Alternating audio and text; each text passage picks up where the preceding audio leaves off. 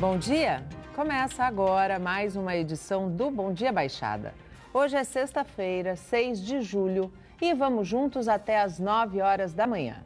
Hoje vamos falar dos assuntos que movimentam o setor portuário. Para o Agenda do Porto, recebemos o vereador Lincoln Reis.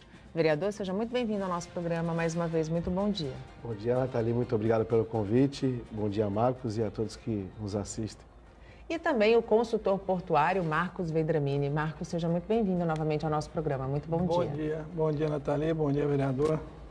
E a partir de agora, você também é nosso convidado, pode participar do nosso programa, fazer a sua pergunta para os nossos entrevistados pelo nosso WhatsApp, que é o 13988779496, pela nossa fanpage no Facebook, onde já estamos simultaneamente ao vivo, pelo nosso Instagram e pelo nosso Twitter. Lincoln, a Comissão de Assuntos Portuários e Marítimos da Câmara, ela esteve presente na audiência pública que tratou do déficit do Portos. O que foi dito nessa audiência? Bom, Nathalie, foi mais uma enrolada, né? Falar a verdade, porque... Falar a verdade que o presidente na comissão lá de viação e transporte, que é o nosso deputado federal da região, que é o Papa, ele que convocou, né, essa reunião e trouxe alguns entes da CODESP, tanto do Rio de Janeiro como da CODESP de Santos, e foi tratado lá que depende do governo. Depende do governo, o governo quer sangrar, que nem sangrou naquela época a Varig, e acabou matando o pessoal da Varig e vai matar também o pessoal dos portos, né? Vai ser um impacto muito grande para eles, né? E até os ativos estão saindo fora, estão correndo, porque não tem cabimento um decreto nessa... Um reajuste de quase 29%, né? Não tem cabimento. E a culpa não é de A, de B, C, é governo federal. Ele tem que... não adianta você pegar a conta que foi estourada lá atrás e botar na conta de quem agora contribui. Isso, na culpa dos portos, dos pensionistas, dos aposentados, né? Eu acho que não tem cabimento. Eu fui lá, observei, só que a audiência pública, Nathalie, nós fazemos aqui como vereador, sim para ouvir todas as partes, o que está acontecendo, só que depende de quem? Do governo federal. O governo federal tem que tomar vergonha na cara e agir. Você acredita que seja possível, eu não sei se sanar, mas equilibrar esse rombo que foi feito lá atrás? Com essa audiência pública, parece que vai levar a ata da audiência pública e vão acordar para poder... As patrocinadoras também estão ajudando, né? As patrocinadoras que eu falo é a CODESP, né? Para poder estar ajudando também a Portos, né? Mas, assim, depende do próprio governo federal. O governo federal mandou um representante lá. O representante nem sabia o que estava falando. Quanto que tinha lá no fundo? O que tinha? Quem foi o representante do governo federal? Eu esqueci o nome do doutor que foi. Eu tinha lá, mas eu não lembro bem, mas o doutor foi, falou, aí passou a bola para outro, entrou na bancada e acabou não trazendo nada. E acabou os ânimos já se aflorando um pouquinho, mas foi controlado. Mas é o governo federal, ele precisa rever esse conceito, porque vai matar a Portos. O interventor disse que tomou essa atitude de reajuste de quase 29% para tentar evitar a liquidação do fundo de pensão. Qual que é a tua opinião sobre essa posição do interventor? Eu é acho a saída mais cômoda? É lógico, né? Pôr na conta do trabalhador, do aposentado, é mais fácil, é mais viável. Como é que tu vai arrancar do governo? Não vai ter uma saída, o governo não tem, está em déficit, então vamos arrancar de quem? Da ponta mais frágil, que se eles gritarem, a gente vamos tentar trazer e diminuir, mas como? Tem como? Tem como, mas depende de quem? Do governo federal. Do governo federal. Na tua opinião, enquanto um representante, bem que em nível municipal, mas você está dentro dessa cadeia portuária, né? Como despachante aduaneiro, você está dentro da Comissão de Assuntos Marítimos e Portuários da Câmara. Qual seria, na tua opinião, uma saída para que essa sangria fosse estancada? A minha saída era conversar com todos, né? Que parece que foi conversado só com o pessoal do Rio de Janeiro, trazer o pessoal de Santos para ir para o debate com o governo federal mesmo e colocar todos os pontos, porque isso aí vai acarretar caminhoneiro, vai acarretar em todos os entes que operam pelo porto. Isso vai acarretar e vai acabar engessando tudo. vai inviabilizar lá atrás, daquela situação que aconteceu com a Varig, que eles foram matando aos poucos, e acabou finalizando. Marcos, esse diálogo que deveria ser fácil, né, ou que deveria ser transparente, por que é tão difícil colocar todo mundo na mesa? Porque cada um são diferentes expectativas, né? Eu acho assim, o vereador está falando, governo federal. O governo federal somos todos nós. Sim. Eu acho bom o governo, a conta do tesouro. É muito bonito quando o governo nos chama de tesouro. Acho que é muito carinhoso. Porque tesouro somos nós. É verdade. O governo federal pagamos, né? somos nós. Então, não existe essa, não, é o governo federal. Eu acho que tem que juntar isso, fazer... Esse fundo Portos, que eu lembro, desde 96, ele é mal gerido. Sim. Né? E o governo... foi deixando. Fez investimentos em fábricas, por exemplo, que não fizeram um produto sequer. Quer dizer, ele é mal gerido desde há 22 anos, pelo menos, tem problema. É fazer a conta... Primeiro, responsabilizar quem deixou chegar nessa situação. Eu acho que uma possível saída, como eu vejo algumas entidades sindicais aí no exterior, eles conseguirem uma participação, por exemplo, nos arrendamentos. Sim. Ou seja, uma forma, nas concessões, de você ter um fluxo de caixa a mais para o governo. Lógico, vai deixar uma parte desse dinheiro vai deixar entrar para nós, o governo federal, né? Mas é uma forma de você capitalizar o fundo e evitar a liquidação dele. A liquidação tão rápida, porque tem que olhar a situação, como é que eu vou dizer? Lá na frente. Do ponto de vista da idade dos participantes, porque conta não está fechando para ninguém. E o rombo é muito grande, né? 600 milhões, alguma coisa 600 assim, né? milhões.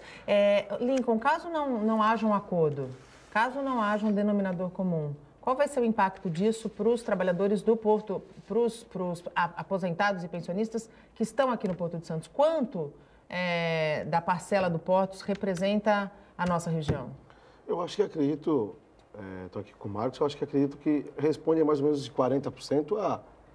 Quase tudo isso? Não tenho ideia. Não, no Portos, né? No Porto, dividindo despachante aduaneiro, dividindo terminais, dividindo tudo, eu acredito que seja uns 40% com os ativos, né? Nossa, mas é uma parcela muito grande. É, muito grande. Muito grande. Eu acredito que, conforme o deputado federal, Papa, esclareceu para a gente, parece que vai ter, depois da eleição, vai bater o martelo se sim, ou que vai fazer ou não. Enquanto isso, desde o dia 1º de abril, está sendo descontado quase 29%. Já está sendo descontado. O aposentado recebe, vamos pegar um aposentado que recebe 10 mil, né?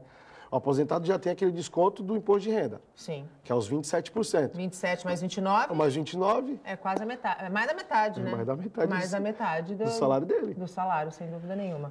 Falando em debate, discussão, o decreto dos Portos voltou aos holofotes desde a última semana. Na verdade, ele voltou aos holofotes desde a operação da Polícia Federal. Mas o TCU, na semana passada, colocou algumas determinações, fez algumas observações. Uma delas é não permitir a prorrogação de contratos feitos antes do decreto. De que maneira isso impacta nas empresas que estão instaladas no Porto de Santos? Olha, eu vou falar de uma forma geral. Nós tínhamos, se não me engano, 114 contratos que estavam aí para ser assinados.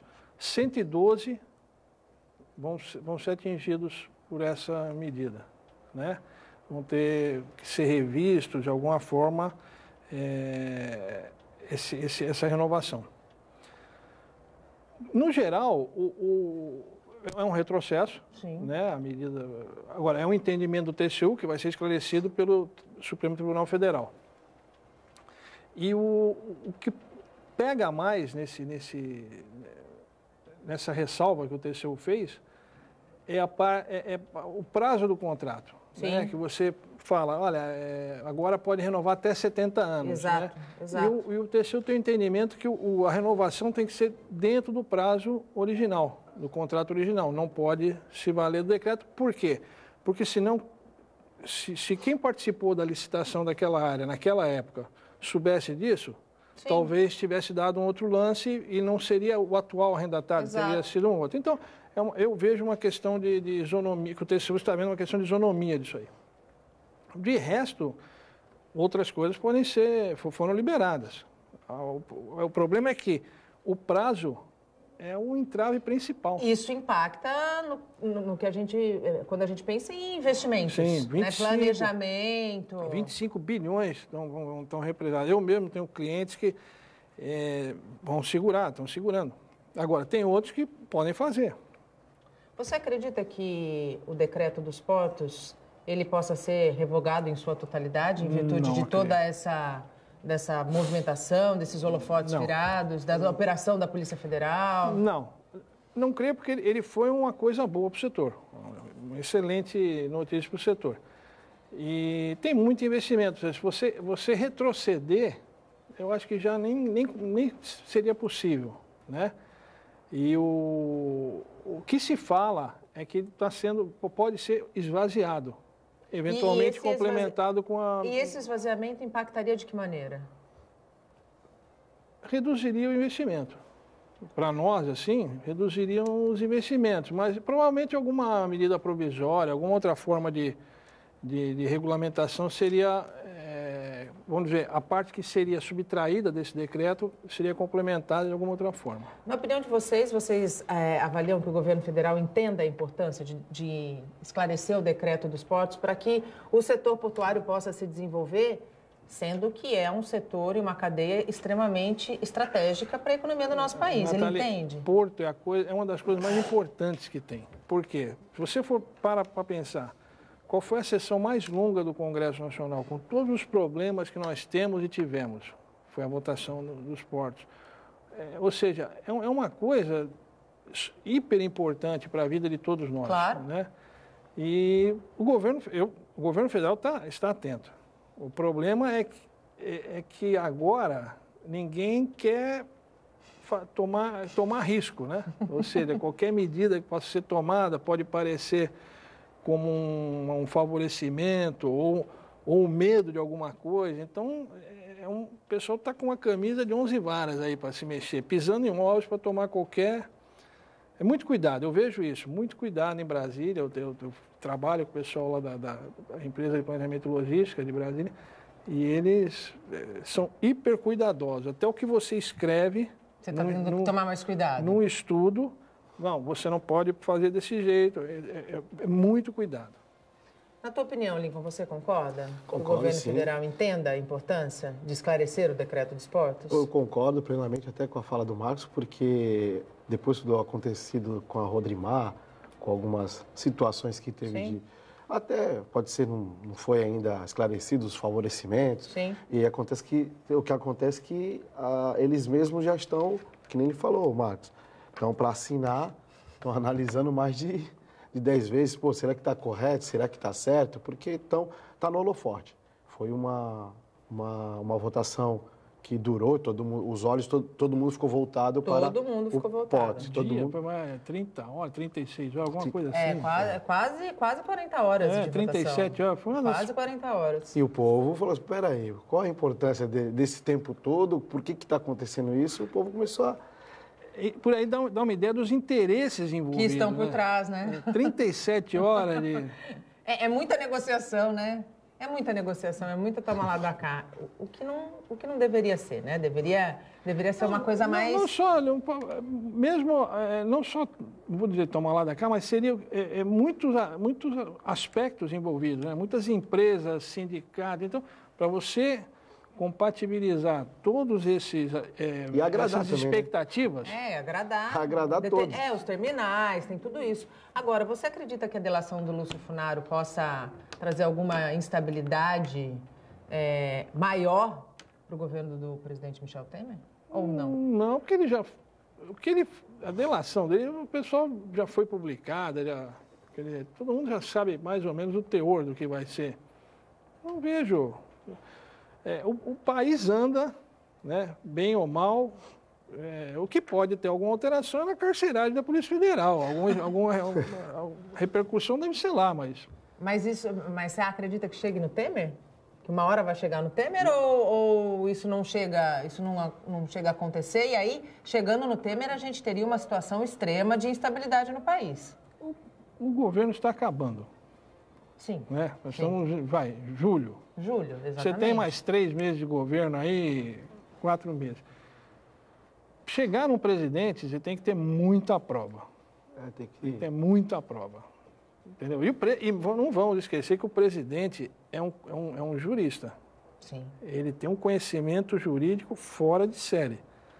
Né? Foi presidente do Congresso por anos. Ele tem um conhecimento muito grande. Eu não sei se chega. Eu não sei nem se há evidência para chegar nele. O que não seria nada bom, né? Para o nosso país nesse momento. Eu acho que chega depois das eleições, lá para o meio do ano que vem, pode, dependendo da conjuntura do MDB, eu acho que chega nele, mas agora não tem tempo hábil para tramitar, para poder puxar e esbarra na burocracia em tudo, né? O Bom Dia Baixada vai para um rápido intervalo. No próximo bloco a gente fala um pouquinho sobre o fim, pelo menos que parcial, da greve dos auditores. Não saia daí, até já. O Bom Dia Baixada está de volta e a violência contra a mulher é complexa. Na região, falta uma vara específica, como pede a Lei Maria da Penha.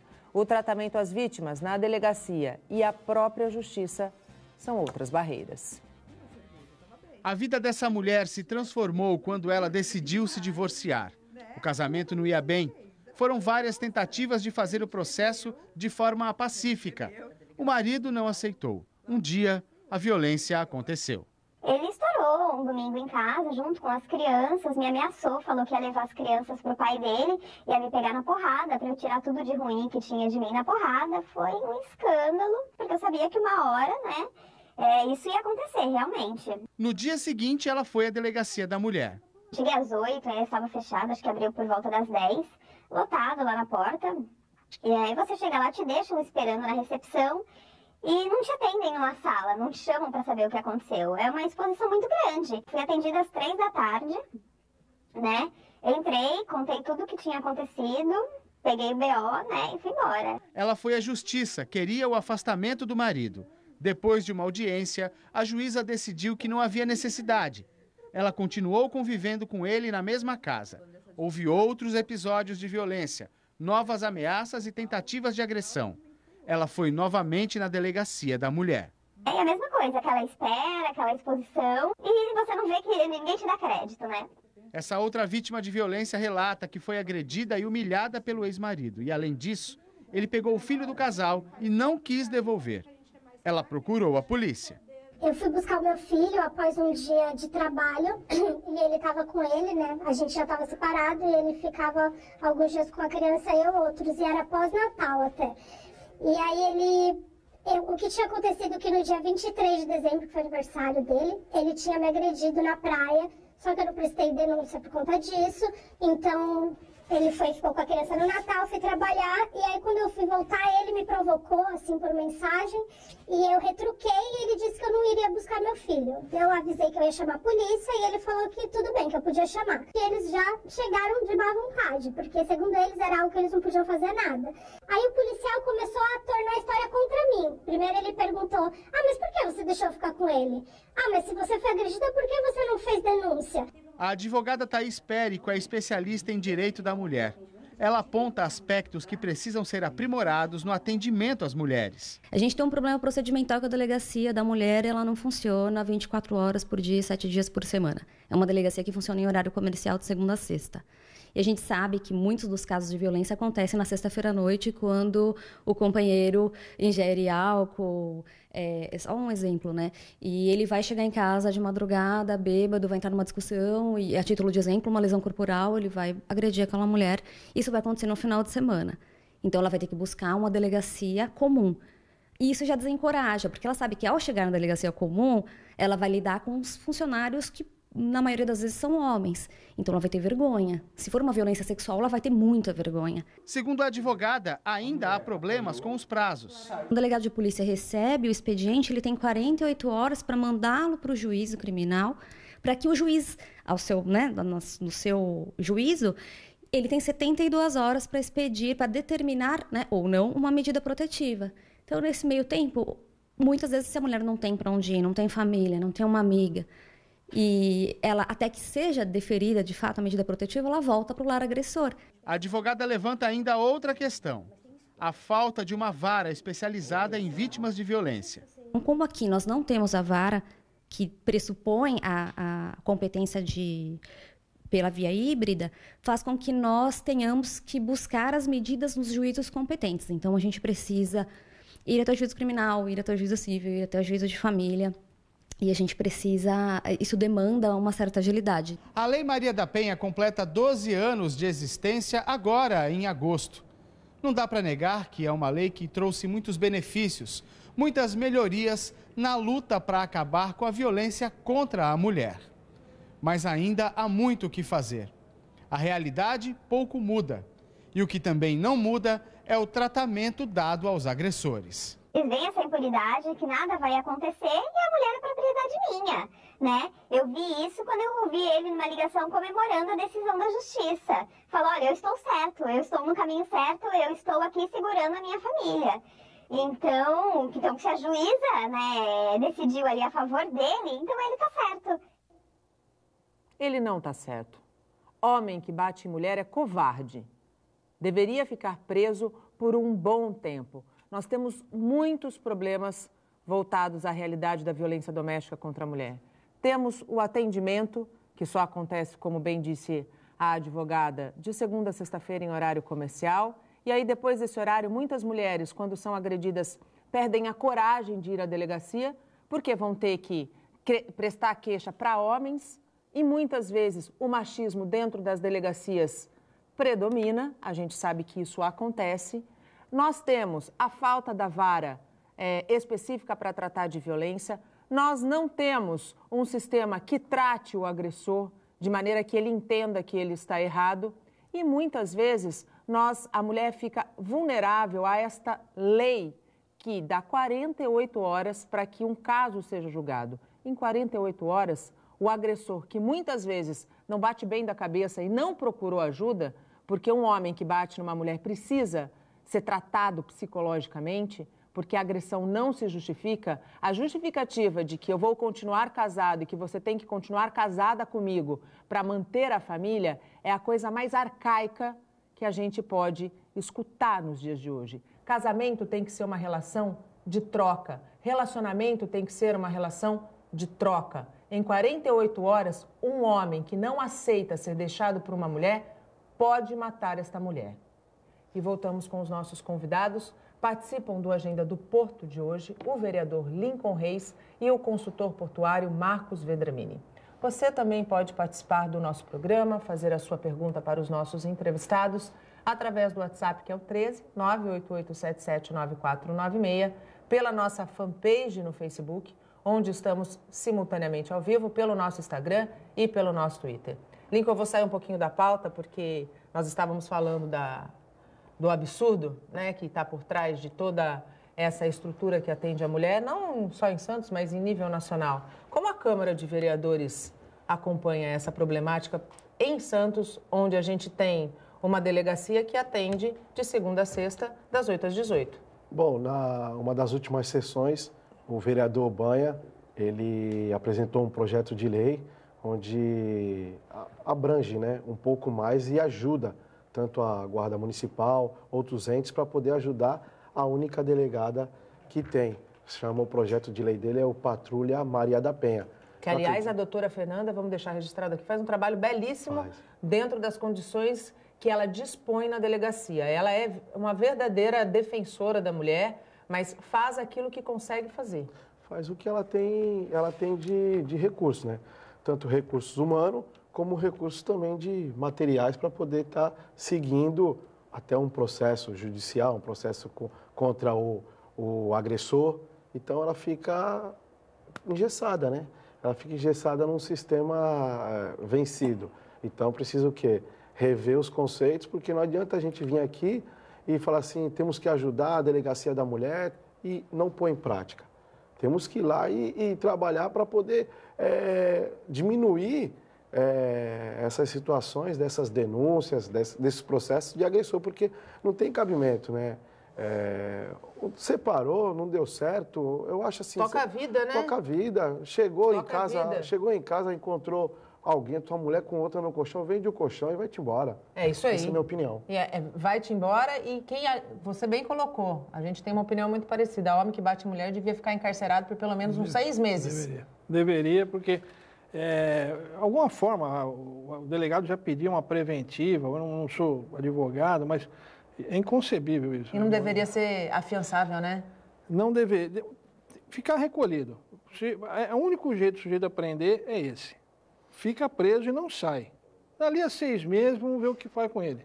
Entendeu? Porque, agora, também, a mulher que não presta queixa contra o marido depois... Ou que presta e retira. Ela deveria perder o direito também de reclamar.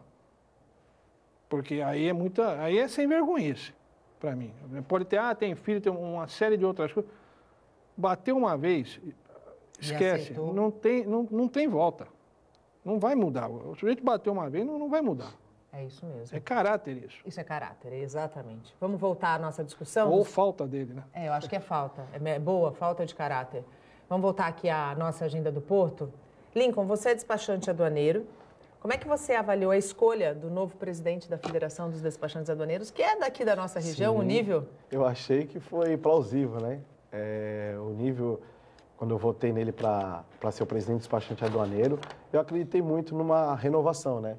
Que até próprio presidente, ele estava já passando o bastão e eu acredito no Nível que ele já trouxe alguns debates até no próprio sindicato, trazendo o inspetor da alfândega, trazendo do Ministério da Agricultura, unindo, né? Tentando unir para poder... Colocar todos os atores na mesa. Trouxe também avaliações, palestras sobre o OEA, deu algum direcionamento para o despachante aduaneiro que estava um pouco acomodado, né? Estava um pouco acomodado, estava aquelas inscrições, aqueles registros, né, de despachante aduaneiro que estava acontecendo, que a zona oitava região, que é a região de São Paulo, é a única que tinha milhões de despachantes aduaneiros, onde você não tinha uma qualificação.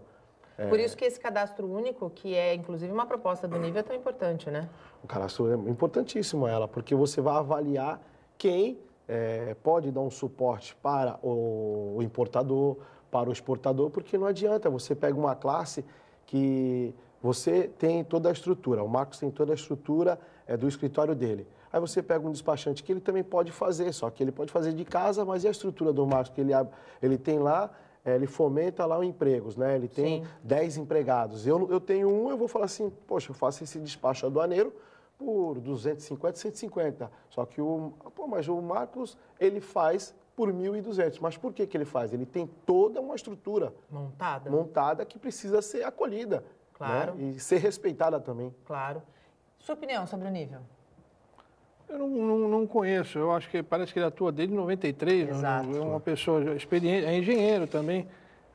Eu acho que quanto mais qualificado, né, o setor, todo mundo só tem a lucrar. O que eu vejo também você, como em outros segmentos, engenharia, terminais, você tem sempre a opção do mais barato. Sim. Né? Com os riscos do mais barato. Que isso representa. Você pode ir no médico mais barato, você pode ir no advogado mais barato, tudo. Você tem que... Agora, há também um fenômeno que é as próprias transportadoras começarem a agregam o serviço, ou parte do serviço de despacho, né? E são empresas logísticas, Sim. Então, acho que essa é uma concorrência que o setor sofre, vem sofrendo, eu vejo isso há algum tempo. Então, eu acho que a qualificação deveria seguir em paralelo com uma busca dessa nova diretoria em diminuir a regulamentação. A burocratização. Exatamente. A burocratização. Só pegar um gancho, ele falou, o Marcos colocou aqui um ponto que é legal para ser discutido, sobre as próprias transportadoras estarem fazendo isso aí. Isso. Estarem agregando o serviço. Tem terminais que estão fazendo isso. Então. Tem terminal que pega, aí você destina a carga, você é despachante aduaneiro. Tem terminal que faz o quê? Você destina a carga para aquele terminal, ele tem toda a ficha do cliente e liga para o teu cliente. Ele atravessa, vamos dizer assim. O próprio terminal, ele tem todo a ficha do teu cliente que você destinou a carga. Então, tem terminais que também acaba contratando um despachante aduaneiro e vende o serviço. Vende o serviço como? Vende completo, de porta a porta. Ele vende de porta a porta e acaba tendo mais facilidade. Poder de negociação, na verdade. Poder de negociação. Poder de negociação. Ele vende a armazenagem, ele vende o frete pacote marítimo, ele vende o frete rodoviário, vende tudo. Entrega. Atende o cliente e retém o cliente. E retém o cliente. E as comissárias? Eu acho que essa é uma briga. A briga pela desregulamentação, alguma forma de disputar melhor esse mercado, eu acho que é... Porque a concorrência acaba ficando desleal, né?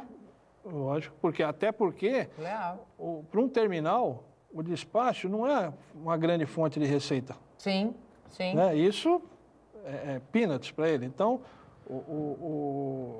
ele pode concorrer de forma muito mais competitiva com o despachante. Com certeza. E com os próprios escritórios de despacho. Sem dúvida. Com relação, falando ainda um pouquinho sobre a categoria, os auditores fiscais da Receita Federal anunciaram, depois aí de uma paralisação de quase 9 meses, que suspendem a paralisação pelo menos até o dia 31. Quais são os prejuízos, se é que dá para a gente elencar os prejuízos a importadores e exportadores ao longo dessa paralisação? Olha, eu vejo que a paralisação já dura há muito tempo. Já. Muito tempo. Um ano, coisa. Ela só não foi, vamos dizer, mais visível para a população porque a economia não passa por um bom momento, né? Não está num crescimento como estava 4, 5 anos atrás aí. Então, vamos dizer, isso ajudou a mascarar, além do que a gente nós estávamos conversando, que alguns fiscais não aderiram. Sim. Então, bem ou mal... Agora, pode ser uma greve política, que a gente não sabe. Pelo menos, eu desconheço qual é a central sindical a qual o sindicato é filiado. Você tem um Estado hoje que são tantas regulações que quem produz fica refém das corporações que tomaram o Estado. Sim. Essa é a situação do Brasil. As corporações tomaram o Estado, criam regulações... E você aqui fora fica refém dessa turma. Por quê? Eles pedem para ganhar o que querem. Sim. E se não ganham, param. Se não ganham, param. E você não pode importar. Eu acho que o caminho na verdade, é desregulamentar. Eu acho mais do que isso. Eu acho que é massa de manobra. Eu acho que a gente tem que rotular da maneira que de fato é. Massa de manobra. A gente teve aí a coisa de mais ou menos um mês, a maior manifestação de apoio, que contou com o apoio popular, que foi a manifestação dos caminhoneiros, que parou o país. Sim. E que não houve um brasileiro que tivesse contra a paralisação, porque, na verdade, aquela foi uma paralisação legítima. Não houve nenhuma imputação política por trás, perdão. Ela foi uma manifestação, na verdade. O brasileiro, ele aceitou, vamos dizer... Porque ele se enxergou ali, né? Tinha data de vencimento o apoio. Sim, a hora que começasse a faltar leite na casa do sujeito, o apoio ia começar a diminuir. Mas foi uma manifestação contra qual corporação? Contra a corporação Petrobras. Exatamente. Que tem o Pedro Parente, que era o presidente, um excelente administrador, para administrar a Petrobras, repassando o preço nas costas do consumidor. Essa conta é uma desculpa, hora... Meus cachorros Sunny e o Lucky fazem isso. Me desculpa, fazer o que ele estava fazendo, descontando, ele quer recuperar a rentabilidade da Petrobras, aumentando o preço na bomba? É como o interventor quer fazer com portos, né? Bem mais ou menos isso. Bem parecido, mais ou menos isso. É mais ou menos assim. A Petrobras é uma empresa que ela é monopólio do petróleo. E como é que ela dá prejuízo? Dá prejuízo por quê? Porque ela é uma empresa que sofreu um ataque de corrupção no governo PT. e ela tem uma corporação interna. O funcionário pede o que quer, ganha o que quer. Sabe quantos navios eu acho que não estão vindo para Santos para trazer o diesel depois dessa colocação, que foi feita essa negociação? Acho que só tem um navio previsto, onde a gente tínhamos mais ou menos de 10 a 15 navios que traziam os diesel, o S10 e o S500. Então, eles não estão trazendo, por causa desse reajuste, essa negociação que foi feita com a Petrobras, então acabou congelando lá. E não sei como é que vai ficar essa negociação, porque ninguém quer trazer. O próprio importador falou assim, não tenho garantias. Não tenho segurança jurídica para fazer isso. Vai lá e fala uma coisa, faz uma coisa e negocia, sem falar com nós. Os importadores prévia, né? Tem importador de... Deu um subsídio de bilhões para o caminhoneiro. Quem vai pagar o subsídio? Nós. Você. Nós, sem dúvida nenhuma. O aumento do frete. O aumento do frete, pode crer. O Bom Dia Baixada vai para mais um rápido intervalo, a gente volta em instantes. Não saia daí, até já. Estamos de volta e chegamos ao último bloco do nosso programa. Participam do Agenda do Porto o vereador Lincoln Reis e o consultor portuário Marcos Vendramini.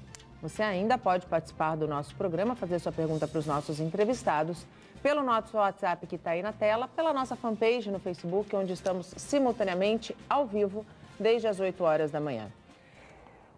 A contribuição sindical, que era talvez um dos pontos mais polêmicos da nova lei trabalhista, ela foi, de fato, agora extinta, a obrigatoriedade do recolhimento da taxa sindical. Eu queria saber, primeiro, a opinião de vocês a respeito dessa não obrigatoriedade e de que maneira vocês acreditam que isso vai impactar no trabalho dos sindicatos, tanto portuários, do setor portuário, quanto nos demais segmentos. Eu sou a favor.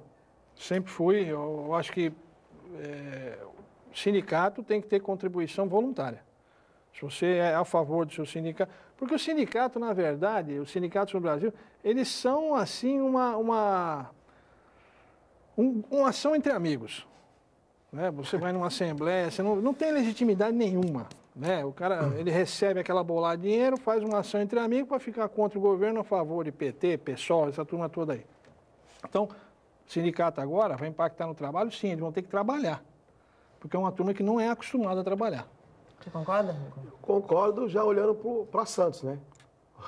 Servidores públicos de Santos. Nós temos 2. E brigam entre si. Não falam a mesma língua. Não falam, mas por quê? Será que tem aquela denominação que o Marcos colocou, PT, PSDB, PSOL, tem essa divisão? Monta o teu grupo aqui de sindicato, amigos, e monta isso aqui. Porque assim, não, hoje a gente não vai fazer greve, porque a gente está com essa situação. Mas não, vai você, faz a greve, porque tu é de outra situação. Então, eu acredito assim que acabou enfraquecendo eles têm que remodular, né? Remodular, rever os conceitos deles e que não tem cabimento. Não tem cabimento. 17 mil sindicatos, é muito sindicato no Brasil. A CUT está vendendo a sede dela agora. Prédio, 7 andares, está vendendo para uma igreja agora, porque... Não vai dar conta de pagar, né? Lógico. Não vai dar conta de pagar. E é bom isso. Eu também acho que é bom. Porque chega de massa de manobra nesse país. Chega de mobilização e paralisação. Muita mamata, sabe? É o sujeito querendo montar um negócio para ficar ali ad eterno com o grupinho dele, recebendo dinheiro que ele não justifica nem o que ele gasta. Ele não é obrigado, não tem obrigatoriedade nenhuma de justificar a conta. Para o segmento portuário, é um impacto representativo também, né? Sim. Uma vez eu conversei com o presidente atual do sindicato dos estivadores, o Rodney. E eu falei, vocês deviam procurar uma forma de capitalizar o sindicato. E eu sempre tive essa linha, como é em Rotterdam, participando de arrendamentos, ou seja, tendo uma parcela, entrando conjuntamente com o empresário, se aliando ao lado do capital. Mas eles são completamente contrários. Então, é uma questão de... Se ele tivesse feito isso, eu falei isso há alguns anos, eu acho que seria uma ação pioneira dos sindicatos de participar. A Holanda faz isso. Na verdade, é preciso haver, né, essa aproximação entre entes públicos, entidades privadas, porque no fim da partida, no fim desse jogo, todo mundo quer a mesma coisa, todo mundo quer a vitória do segmento, Sim, ou deveria querer, né? Até o sindicato que é o nosso, o despachante aduaneiro, ele não teve nenhum, perdeu, que 10% de uma recolha, mas só que ele já tem outras fontes. Temos aí em Campos do Jordão, em Campos do Jordão tem uma maravilha, tem uma pousada lá maravilhosa que você pode fazer treinamento, capacitação. Temos em Bertioga. Então tem outras linhas. E o sindicato despachante aduaneiro, o que ele faz? Ele recolhe 10% de tudo que o despachante documenta na sua guia. Por exemplo, eu recolhi esse mês R$5.000, que eu tive os despachos aduaneiros que eu vou juntar para poder comprovar ao importador. E dali ele já tira os 10% dele. Então, e fora, para você sindicalizar, você paga 120. E acontece que a contribuição para eles é mínima. Então, ele já tem o... É que não vive, né, da contribuição. A contribuição é parte de. E não é a parte total de, né, ou a maior dela. Você vê, tem exemplos maravilhosos, como SESI, Senai, Sistema S, é um negócio, vê as instalações que ele tem. Ou seja, é um dinheiro que reverteu para a educação, para o trabalhador, para a sociedade. Agora, pega a CUT, o que reverteu para a sociedade? Alugou ônibus para ir para Brasília. Sim. Sanduíche de mortadela, reverteu para padaria, para essas coisas. Eu prefiro não comentar, eu vou me abster desse comentário, porque a minha visão da CUT é muito particular também. Como é que está a questão da ampliação dos granéis líquidos? Como é que a gente está? Deve ter a próxima licitação agora da área da Granel, que hoje é da Granel Química, né? São 97 tanques, 97 mil metros cúbicos, né, de capacidade que vão para o arrendamento. Deve ser bem disputado, eu acredito que seja um arrendamento. O arrendamento em Santos, eu sempre falei, a chance de dar vazio é muito pequena. E depois, na sequência, vamos ter a antiga área da Vopak, que é uma área menor, né? Com acho que 38 ou 54 mil metros quadrados, 38 metros quadrados, 54 mil metros cúbicos, 66, não lembro agora de cabeça, mas esse ainda deve demorar aí uns 100, 120 dias. Esse leilão. Mas devem sair agora, até o final do ano, esses dois arrendamentos. Como que essa novidade impacta no Porto de Santos? No caso da Granel, é um terminal que está operando. Então, em termos de emprego, assim, não vai ter grandes alterações. No da Vopak, que é um terminal que está parado, a antiga Vopak, né? Que é o chamado STS-13A, STS-13 da Granel, o lote do arrendamento, eu calculo aí de 150 a 200 empregos. Nossa. Devem ser gerados. O terminal deve gerar aí entre 80 e 100, e depois alguns indiretos aí, mas 100, 200 empregos indiretos. Vai girar a cadeia, bem. Sim, então eu acho... Agora, você vê o que representa a falta dele. Exatamente. Não, a nossa região está percebendo isso. Estamos há 4, 5 anos aí sem esses 200 empregos. Sim, e com déficit na Baixada Santista de desemprego altíssimo. Altíssimo. Falar um pouquinho da Lei de Uso e Ocupação do Solo, foi aprovada, né, pela Câmara de Vereadores. No entanto, a questão da ampliação das faixas foi retirada do texto. Por quê? Foram retiradas porque eu acredito que levou para a população de uma forma diferente. Aí ficou aquele embate. População... Achando que ia ter uma maior presença portuária numa área residencial. Eles colocavam que ia ter containers, né, perto das suas residências, colocaram que ia ter muitas coisas que a lei não falava sobre isso, né? Então, eu fiquei até só ouvindo o que estava acontecendo, porque é difícil, Nathalie, quando você vai levantar um ponto importante desse porto-cidade, às vezes o cara fala, o vereador tá com os empresários, o vereador tá levando, porque toda vez que os caras falam, o vereador tá levando algum, e você não sabe que eu trabalho na parte portuária. Exatamente. E a gente tem um conhecimento, e acaba assim, não, vai passar caminhão na minha porta, só que acontece que vai continuar do jeito que está. A Bandeirantes tem lá o seu terminal, acho que é entre acho que é na Silva Jardim, ou na Manuel Torinho ali, a Bandeirantes vai continuar lá em uso desconforme, porque ela já tem o CNPJ dela lá. Sim. Então, mesmo que tirou, que estavam querendo só regulamentar aquela faixa. Sim. Mesmo que tirou. Outro rapaz tem uma transportadora, aquele foi lá, o Lincoln, tem uma transportadora lá, eu vou continuar lá, só que essa faixa me ajudaria para poder eu pegar... Na verdade, talvez a população não tenha compreendido, na sua totalidade, o que esse ponto da revisão estaria dizendo. Né? E, inclusive, assim, se tivesse sido compreendido de uma maneira mais adequada, poderia haver a percepção que era uma ferramenta para melhorar esta relação para ajustar, regulamentar onde seria inserido os caminhões, onde poderia ter atividade retroportuária, qual o local. Só que o pessoal levou para um lado, eu já moro lá há 20 anos e não quero ver caminhão passando na minha porta, mas já passa o caminhão na porta dele, passa na Zona Noroeste, passa em qualquer lugar o caminhão. Sim. É porque a prefeitura não tem controle, a prefeitura não tem um guincho para poder guinchar. Aquela entrada da Bandeirantes pelo CT dos Santos, um monte de caminhões ficam estacionados ali, o CT coloca a placa some no outro dia.